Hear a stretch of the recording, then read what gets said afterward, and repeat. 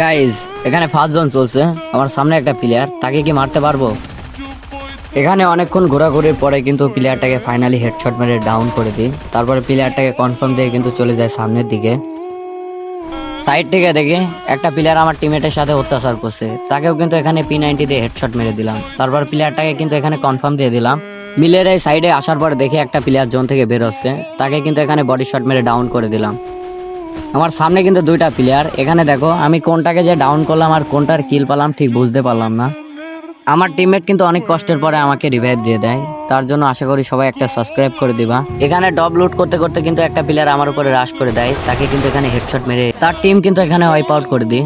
ভাবলাম এখানে রাশ করব না, জোন আসার কারণে কিন্তু একটা প্লেয়ার উপরে রাশ করে তাকেও কিন্তু হেডশট মেরে তার টিম ওয়াইপ আউট করে দিই। অপর রাউন্ডের এখনো কিন্তু 4টা প্লেয়ার আছে, তাদেরকে মাইরা কি আমি ভুয়া নিতে পারবো? ফার্স্টে কিন্তু এখানে একটাকে ডাউন করে দিই।